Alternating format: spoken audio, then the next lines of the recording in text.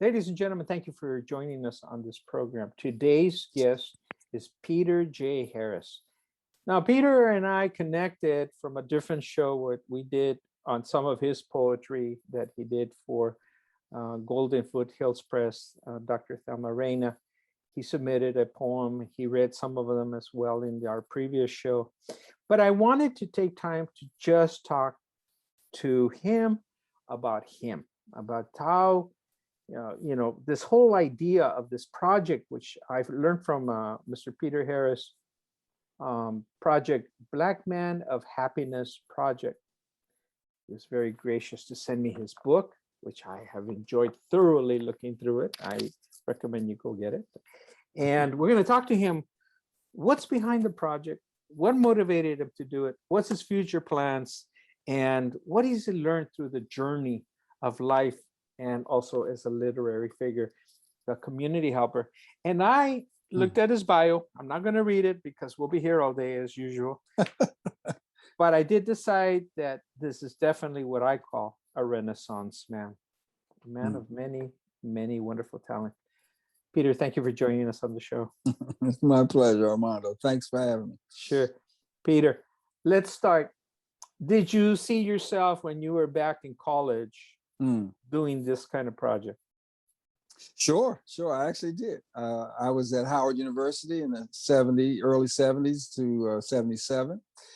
I was in journalism and media studies, meeting some of the pioneers of certainly Black media. Robert Johnson used to come and speak. He was talking about cable back then, well before he co-created BET, for example. We would get to see these people at conferences and whatnot. So yeah, when I was at Howard, I wanted very much to contribute to the cultural conversation as an editor, as a reporter, as a writer. I wasn't a creative writer in those days. I was just studying media. I was just studying journalism, which is powerful and satisfying enough. So the creative stuff comes later, after I had children very early and met poets in Baltimore, where I moved to work at my first job, which was with an old legacy newspaper called, and it's still in business, called the Baltimore Afro-American. It was my first job out of college in 77. So yeah, Armando, I've always embraced the power of the word, so to speak. At first it was a nonfiction word, but it has grown to be the sort of word of the imagination, poetry, fiction, not much fiction, but some. And personal essays are very important to me now. Where did you think you got the motivation to pick up a pen and piece of paper? From my mother. My mother, June Harris is her name, rest in peace. She died in 1984. She's been gone a long time. But she was the writer in our family. She was the reader in our family. My mother stacked books up by her bed, or she was the one who collected, all books that became our mini Black history library. She was the one who corrected our grammar.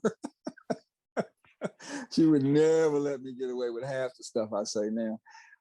But yeah, Mom's was the true imprinter on me and everybody. When my brothers and sisters, I have two older brothers, two younger sisters, whenever we talk, Mom is the one. She's the cat. Well, she's not the cat, she's the catess, you know what I mean? She's the jazziest. She taught us how to be ethical. She taught us how to stick to our word. Taught us how to clean the bathroom, wash the dishes. She used to say, if you eat, you wash dishes. You dirty your clothes, you better learn how to work this wash machine. So yeah, my mother, June Harris, was the magnificent imprinter of all things literary as it relates to me. Now, my father, who I was close with, and they were married for a long time, ups and downs like a lot of old veteran couples. Sure. My dad was a country boy from Virginia. So he was really seriously folk for me. My mother was from Queens, New York, and had a little urban energy on her. And Dad was a country boy to the bone, hard, both of them super, super hardworking, 5 children together. My dad used to teach us proverbs, or he'd say silly stuff like, you know, the more you put down, the less you pick up. You know, born to, what do you say? He said, born a baby boy, growed up to be a man. And all the, oh, you can't have your cake and eat it too. That's the one that knocked me for a loop for 2 generations. I didn't know what the hell that meant. But seriously, you know, they were an interesting couple. They worked so hard. They certainly got on each other's nerves. My dad was not as supportive as he should have been. My mother was a writer very early.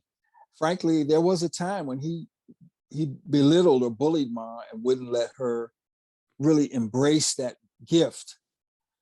And even though we all knew through her letters, and she wrote us long, long personal letters as we grew up on legal paper. She worked for a lawyer for years.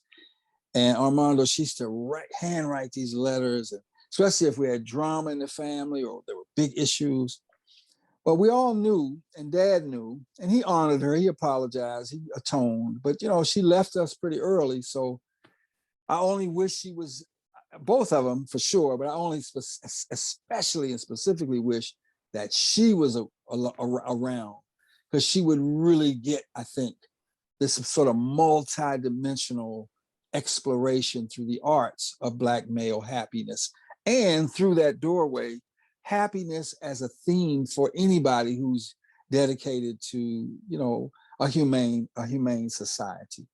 We're going to get into your book and into your project again, the Black Man of Happiness campaign. A campaign, you know, gives us the idea that this is an ongoing concept, you know. But let me sort of bring it back to a manageable level for me. And what specifically happened in your life that you said, what is happiness? Yes. Second divorce. I was still in my 30s, early 90s. A woman who I loved, and, you know, we committed to ourselves and we did the best we could, but we couldn't last. And I made the decision to move out on my own, but we were in Southern California. We met in the Bay Area, and long story short, moved back to DC and had moved back here to California, but this time into LA and the broader Southern California region. And it just didn't click. Finally, I needed to move on. And in my own mourning and my own analysis and my own deep meditation as a human and as a writer, I said to myself, wow, not another one. First off, you know, I can't seem to get this right. I didn't have the courage or the skill or the desire to stick in there. So I said, I left. What does all this mean? I said, am I ever going to be happy? And somewhere in that, you know, cross currents, this question came up to me. What is a happy Black man? What would it mean for me to be happy? You know, what would my life be like on a day-to-day basis? How would I feel when I woke up in the morning? You know, what kind of love relationship would reflect that happiness? You know, what strand of my creative and artistic and cultural work, you know, would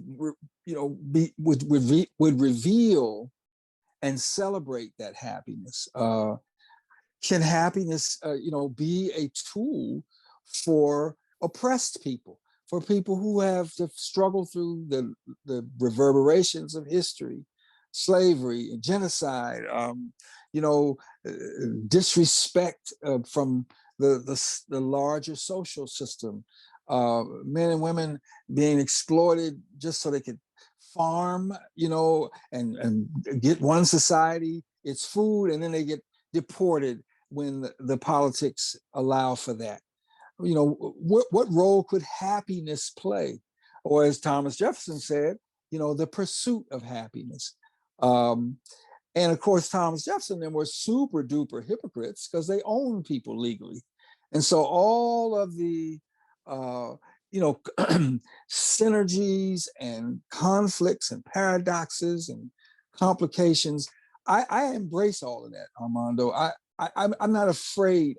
I know I not only can walk and chew gum at the same time, I can make the gum, you know what I mean? And I can sell it, and I can think about the ideas that go into improving the formula so that the right, amount of sugar is put in there, or the right, whatever. I'm complicating it and making fun and sort of having, I'm making all that just to say, I embrace the challenge of this. And I did it when I sat in my own grief after leaving my wife. And that's how I began to think about this subject like I think about it now. I'm gonna add a new label to you, if I may take the liberty to do so, and I'm gonna call you a futurist. And Have mercy. by that I mean basically you've taken everything of the history part, as you mentioned already, the historical aspect. But it sounds to me what I'm hearing is let's take all this energy, we'll see what we can do for something better into the future. 100%. Yeah. 100%. So I'm one of these kind of dudes. Like, as I said, I'm an old head. As you see, this gray hair is real. I've been on the planet for 66 years now. I've been a cultural worker, actively engaged, reading, doing my homework since the mid to late 1970s. And I listen and I grow and I get schooled by people, and I enter environments that throw me around because maybe I don't know the language, or I don't really know the history as much as I want to. And so I've learned to blend all of that into a desire to do good work, first off. But secondly, I am a time capsule type dude on one hand. So give me an old Gladys Knight and the Pips song that we can send, bury in the time capsule, so that 40 years from now, my grandchildren can pull that song out and sing it, know why it's beautiful, but also be making their own music. I mean, I think it's almost, you have to be both a historian and a futurist to be an activated, citizen of your particular society. Now, that's not to say everybody does it. Clearly, I mean, Trump, for example, his whole stance, the whole "Make America Great Again," was not about the future. It was a saying to actually activate the ugliest of the past. The stuff that we've been battling since, all of us met European Americans from a certain class, representing a certain class interest back in the 1400s. So I do think it's important and imperative to see big and to see all in all, is what I call it. That's actually, in the 70s, Earth, Wind, and Fire, surely one of the most important musics that I've ever heard. They had that great album in 77 called All in All, ALL apostrophe NALL. And it has become such a metaphor for me, Armando. This idea, that's how I describe the divine. I don't say God anymore. I don't say soul, I don't say spirit. It's just the all in all, and all at the same time. You're a Buddhist in a t-shirt here. Maybe so. I'm a Buddhist from Southeast DC. Hey, everywhere around the world. That's right. I'm dying to get into the question of what is happiness, but I'm going to leave that a little bit later and give all of us a time to think about it. But Nice.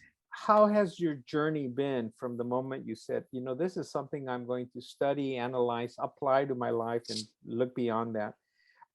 Tell us about your journey up till now. Well, for the most part, to be honest, excuse me, it's been an anonymous journey. I mean, like so much, when you're challenged by various circumstances, you have to do your inner work. You have to do your homework.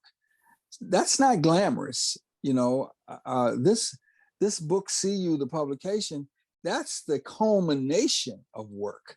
You know what I mean? It's like those stories about Charlie Parker and other people. They go and do their homework, they study, and then the next thing you know, that you see them on the bandstand and they're playing something that will change the world, or that gets cussed out. You know what I mean? Bebop got cussed out for the most part initially, certainly by the critics, but it doesn't really matter. Once you get it, once you know that's the voice, or that's the priority voice at a given time, you just play the music, man. So I have been writing about this theme. I began publishing love magazine. I published a magazine of love poetry and erotic poetry in the 90s. I just wanted to churn all of this into community engagement.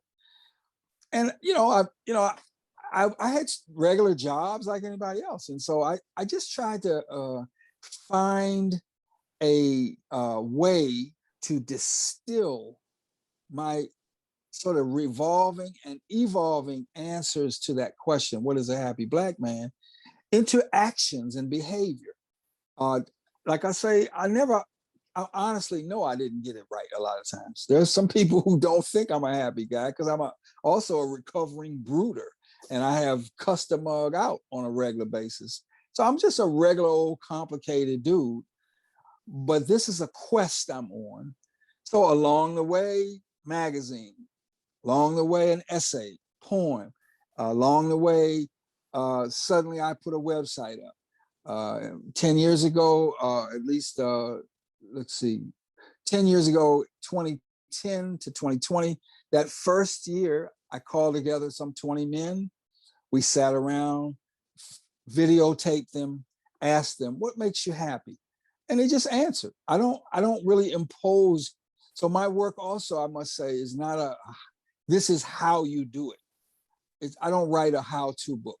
I don't write a manual, a checklist. I literally think that the true wealth will come when individuals of goodwill answer the questions that we pose ethically, honorably, and we are somehow able to create what I call an oral history of happiness. And then that way we all can benefit from the overlay. So like the beginning of Marvin Gaye's album, What's Going On? You got all those voices. Hey, whoa, whoa, da, da, da, da. Here comes the horn, and here comes Marvin. Mother, mother. It's out of the cacophony comes the beauty, if you're serious about engaging with the cacophony. That's the way I look at it. Let me rephrase it in a way for myself and maybe Cool. for Yes, some of sir. yours. Absolutely. We live in a very noisy world. The Mhm. noise level is increasing. There's billions of Yes. social media channels. There Mhm. are more people around us. We're all packed closer together. Everybody brings their story. So the question somewhere comes up and says, what am I thinking? Not so Yes. much what is everybody thinking. Exactly. And what I hear you saying is that you tone down the noise around you and probably in your soul, and you Yes. finally sort of look at yourself in the mirror and says, am I happy? That's And right. if not, well, then it's my responsibility to go out and find the answer that fits me in. If I find something that I can share with others, I can do so as well. That's what I'm picking up from all this. Sounds like a perfect encapsulation of what I'm trying to grapple with all the time. I mean, listen, I'm not in competition. Listen, right now, unfortunately, after Mr. Floyd was murdered, and the upwelling, which reached new proportions, but the tradition of resistance, the tradition of fighting back, that's not new.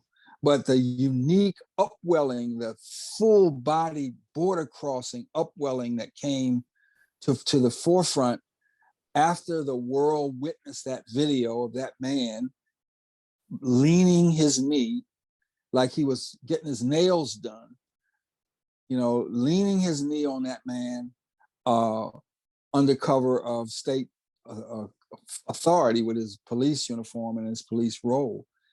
And here's a dude who supposedly took an oath to serve or the oath to protect. And yet something within him and even the fellow officers, just had short-circuited his ability to say, you know what, ooh, wait a minute, what am I doing? I got the guy now. Let's say he was a full-out terrorist, I got him. We just take my knee off his shoulder, off his neck, and we handcuff him and we take him into the system that we supposedly believe in, and we go through the process, innocent until proven guilty, and we determine whether he is in fact guilty. Pow. But no, this is where I think my work comes in. He's not leaning on that man because he does not know somewhere what his role is, supposedly, as an officer of the law, peace officers, they used to say in my day.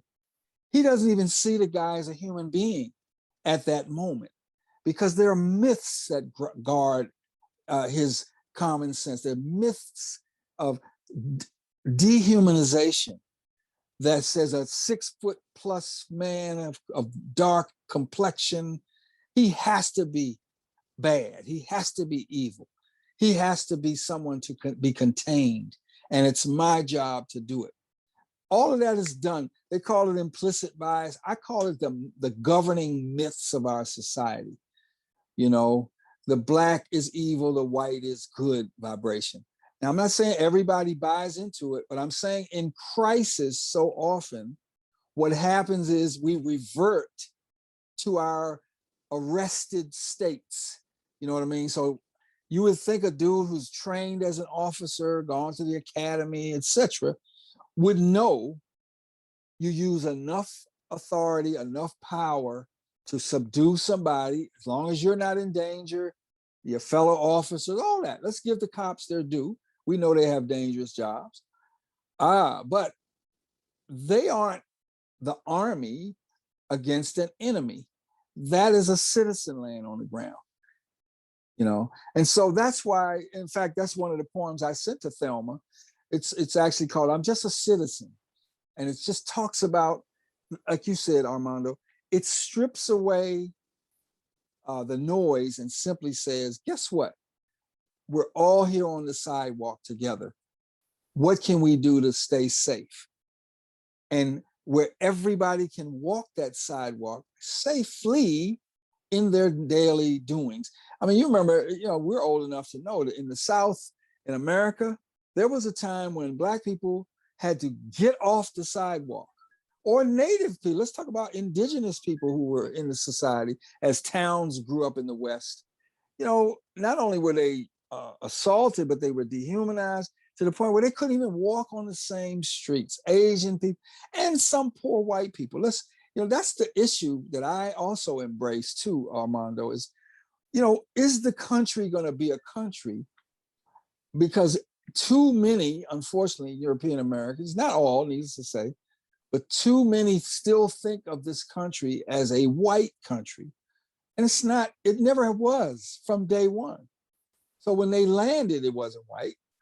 And in war, it wasn't white. Now, you might say, well, geez, Peter, this is pretty heavy for a dude talking about happiness.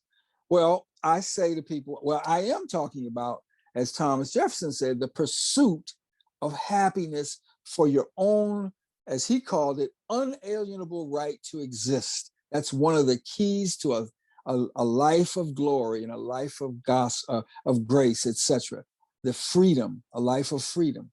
You know, it's not that I'm talking about being happy-go-lucky, skipping down the street, minstrel show, making you happy, and then die. No. I have just as much right to claim the sidewalk as anybody else.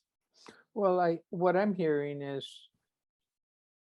the study of happiness is not a sort of a scenario where it's somewhere pie in the sky. We're looking at also, as I took it, as sharing the story about Floyd, of how someone's right to happiness has been removed. You best believe it. And then learn from that so that it doesn't happen based on the myths of whether it be by color of skin, by the size of your head, or whether you're of this religion or that religion. We've seen through history all the justifications to be able to remove somebody's right to be happy in their existence. And I remember my uncle was an engineer, and we had some discussions. And when I was very young, he told me something that was very profound for me, affected me. And he says, look, nobody chooses what they're born in. True, right? So if we don't respect different people, different places, just because they happen to be from here or there, then we've eliminated something that we've mythically transposed. And that's not the way. They just happen to be born that way, and we got to take it from there. So I'm hearing, and I'm you're bringing back this wonderful topic of happiness, and how we all have a right to it as well. Mhm, Before mhm. we move on, can you Yes. please give us a contact information for our viewers to access so they can follow you in your work? Oh, cool. Yes. Blackmanofhappiness.com. Okay. Blackmanofhappiness.com. You go there. That's my own personal portal. You can email me there. You can read my blog, which is called Wreaking Happiness. It comes out once a month. Um, you can buy books. Actually, the ironic thing is, the book that the CU book that you have in your hand in possession, it's not for sale. It's really being used to celebrate the work that we're doing to try to get an opportunity to blow that book into a beautiful coffee table book. But you can buy other books. I have a book of essays that won something called the American Book Award, which is put out by the Before Columbus Foundation up in Berkeley and Oakland. Um, you also can, learn about the fullness of this project. You can watch the videos I mentioned. They were edited from 2010. I have a theater piece that is also around this theme. There are no clips on there, but you'll get a sense of the summary and the synopsis of what we're trying to do. Um, so, really, we do retreats, occasionally. The great publisher of Brooklyn and Boyle, Bell Salas, and I, we put a men's retreat together where we brought Chicano and Latino brothers and Black men in the same room. And we got a guy to play the old African instrument called the kora. And we sat in a circle and we just talked. We talked about our own joy. And I must say, Armando, I really want to emphasize this. So when I do any kind of sort of catalyzing work, like a workshop or a circle, I often say to people, when I ask you what makes you happy, don't start with what makes you unhappy. Don't compare your happiness and your peak experiences and joy in contrast with what's been ugly in your life. Because we already know that our muscle for the ugly and the difficult and the disagreeable is pretty doggone strong. And that's somewhat an evolutionary thing. If a tiger comes running after your ass and you escape, well, your muscle for running away from a tiger going forward is going to be pretty damn strong. But what I'm saying is, it's very important to build the muscle of celebration, the muscle of affirmation, the muscle of claiming the ability, the capacity to rise or expand in a healthy way through your difficulties, through your abysses and your valleys. It's sort of like you asked me, well, what started? Well, I was in a valley. I wasn't happy to break up with my second wife. She had helped me raise my children. I'd helped her raise her son. I mean, we just couldn't last. It was painful in my way. So, she has the right to whatever grieving and angers or what have you. But I had my right as well. And she had the right to choose how she was going to deal with that. I had the right. And in my way of walking through the world, I choose, for the most part, at my best, I don't get it right all the time, I choose to use this imagination to say, you know what, I'm going to take all this anger, take all this energy. I'm not going to suppress it. I'm not going to brood about it. I'm just going to analyze and I'm going to live in it and I'm going to explore it. And then I'm going to say, how can I grow from this? That is truly the engine and the turbine of the way I operate as a human being and as an artist. Well, you sure gave a lot of positive things to think about. That's really I hope so. something. Oh, I think so. I think the idea it's not so much an idea for me as much as you motivate us to think about it. And one of the things that keeps running through my head is that subtly what I heard you say, correct me please if I'm wrong, Mm-hmm. is that it's my responsibility to look at me and see what I need to do to be happier and that if I dwell too long on the negative, as you shared, you know, the Mm-hmm. reptilian mind is very strong in all of Mm-hmm. us. If we don't get past that and we don't get listening to all the negative sounds in our heads, we diminish our existence. Exactly. That's beautifully said. I mean, and I say it, I testify to what you just said. And what is the point of moral literature? What is the point of beautiful photography, beautiful art? You know, why do we keep making gorgeous music? You know what I mean? Why do we dance? You know, these things bring us new ways of celebrating our breath, literally.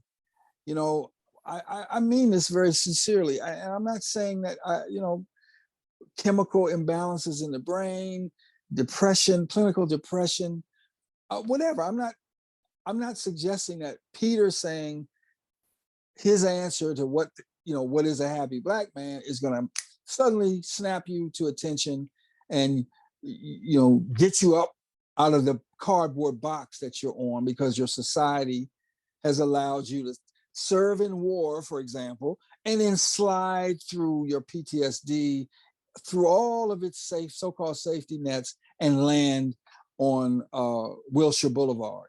You know what I mean? That's a societal problem.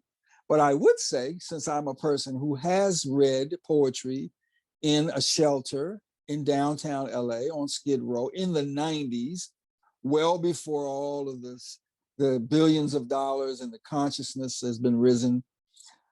And I've looked men and women in the eye with my poems. And I've said, I'm here for you and I'm here with you. Now, I'm not a missionary, so I don't go into situations, and I've worked with so-called at-risk kids for 30 years. When I look at a young person or elder or somebody in crisis, I do say to them, I see your humanity. I value your humanity. If you are off kilter, I'm gonna protect myself. You don't get to run up on me if you're a crackhead or whatever. I've had all those experiences. You know, I ride the subway and the bus. You don't get to jump in my personal space because you're in crisis. I say, I'm a human being with all of the rights, etc. You're a human being. You know what I mean? You don't deserve to die because you're a crackhead or you're homeless or because your pants are sagging, you know, or you're on drugs or what have you. You know what I mean? So we shouldn't sick police into Skid Row or into Echo Park and, you know, rouse people. You know, we should do other things. But I am saying, as you just said, at rock bottom, yes, I'm seeking the integrity of life, the literal joy at waking up and smiling and saying, golly, I got breath again, baby. Let's make this bed. Let's floss these teeth. Let's eat some oranges. Let's take a walk. You know what I mean? Let's go to work, whatever those things are. And if you think that the rhythms of your life, whether it's because you work in a service job or, you know what I mean, industry that's unfair or it's ununionized or whatever, then you're going to come to for thresholds where maybe you do have to exercise your individual right to quit, to organize, to ask for help. You know what I mean? We're old enough to remember the want ads, to go to the want ads in the newspaper. You know, again, that is freedom. But yes, I am, without any hesitation, also saying our society needs to be challenged and reconfigured so that people, just because they are of a certain background, what have you, they do have the actual opportunity to fully compete in the industry or in the, it's still not going to be easy, frankly, but, you know, we want to make sure that people who have invested time, money, work, they should benefit from the society's wealth without any hesitation. Because there ain't a person who's out every day working, whether they got immigration, legal status, or, you know what I mean, they were enslaved or what have you. If every day they're going and doing something and earning some wealth, they need to get a percentage of that. They need to be paid well, and they need to be, housed well, and they need to have health insurance, etc. It's not even magic. It's not socialism. It's nothing. It's just common fucking sense. Sorry, you can edit that out if you need to. No, I'm not. I'm not doing so. Yeah. People ask me, what is my present trend, if you will, in my mindset? Yes. And my answer is always, I'm a futurist. I've been a futurist since I was in college. Wow. And people says, well, how do you anticipate the future? And I said, no, I didn't say I was a predictor. Yes. Futurist Right. is a person that says, how do I want to see the future evolve? Beautifully said. What has to be put in place so that we have a better tomorrow? And so looking into that rather than just looking only at what already happened and taking from there the lessons. So I'm still a futurist. And from what I'm hearing you, I see a big connection that you're a futurist in your own right, where you're saying to us, let's look at what's impeding us from being happy, because it's a unalienable right. And let's start looking at ways to work around that, or to remove whatever past myths were there so that we can progress forward. Well, I really appreciate what you're saying. It's not either or, either now or the past, either now or the future. It's all in all, as I said. So you don't ignore you can't get to the future without being in the present. And if the present is ugly, then fix it. It's like, again, Maurice White said back in the 70s in the beautiful song, All About Love. He says, if there ain't no beauty, you got to make some beauty. That's not a passive philosophy. That's not it's not delusional either. It's just, or as my mother said, back to Miss June, so we lived in an apartment, Armando, my youth, 3 stories. We were on the 3rd floor. My mother's looking out, washing dishes or something. I'm downstairs throwing a tennis ball against the wall, playing catch, sort of like playing pepper. I don't know if people know baseball. Like I used to play base. So I'm playing pepper with myself by throwing the ball off the thing, and I'm playing. My mother sees me. She says, hey, Peter, what's that over there, laying on the ground? And I sort of keep playing. I said, oh, it looks like a potato chip bag. She says, yeah, well, pick it up and put it in the trash. And I keep playing, and she says, well, wait a minute. I asked you to do this. Now, that's first warning, right? That's old school. That's right mom. there. That's mom talking. She let me slide for a couple more throws against the wall. And I said, well, Mom, I didn't put it down there. Why I got to pick it up? Still playing. My mother says, from the 3rd floor down, it's as if she had a sound cord, circuit right into my ear. That one pitch. That one pitch. She says, you live here, don't you? Now, she was also saying, bruh, I ain't asking you no more. But really, she hit me with the true chess checkmate from an ethical and moral standpoint. She says, it doesn't matter who put it down there. It's making our front area look like crap. Pick it up and make it beautiful. It wasn't beautiful. There was dirt all over the place. It wasn't no lawn or anything. But you looked around and said, yeah, but we didn't have to have trash laying on the ground. I mean, I still remember that. I must have been easily 10, 11 years old, and I ain't 10 or 11 no more. That's for daggone sure. But she really, really imprinted me with that. She said, you live here, don't you? You live in our community here. Clean it up. You live in this neighborhood, which in those days was statistically the worst neighborhood of Washington, D.C. It still is technically, except for the gentrification, which is a crime in and of itself, as far as I'm concerned. But she kept emphasizing over and over, you live here. It's your duty to contribute to where you live. It's not your duty to steal, suck out the life. It's your job to inject vitality, make friends. If you're an athlete, be the best athlete you can be. All of the great commonsensical core working class rhythm. and wisdom that we probably both know. Like you mentioned about was it your uncle? You said your grandfather. Sorry. My uncle. Your uncle, yeah. I mean, look, like you, man. I grew up in a black neighborhood. Oh, sorry. I grew up in a neighborhood where all classes lived together. In my case, it was an African-American neighborhood in DC. Bro, I knew 3 men who were physicists, because in those days, we couldn't just live where we lived outside. We weren't suburbanites or whatever. We were, living in a segregated vibration. I'm not suggesting it was making me unhappy or anything, but I knew my friends. I knew fathers of 3 of my friends, and I think they worked for the government or whatever. I mean, I don't know. They could have been helping to build nuclear bombs for all I know, which is not something I support. But I'm saying, in terms of that cross-cultural, even within a culture, there's cross-culture. There's cross-class stuff. And that's how you learn, by engaging fully. And my mother said, "You live here, don't you?" I live on the planet, bro. I want to contribute the best I can. When I die, I want, there'll be a few people who say, "Whoa, I'm glad he's out of here." But I would like most people to be able to say, well, for you definitely knew where you stood with his ass. That's for sure. Mm-hmm. Which is fine for me, because that's if we don't know where we stand, we can't work together to go anywhere. That's for doggone sure. That's the way I look at it. So if that makes me a futurist, then more power to it. I like it.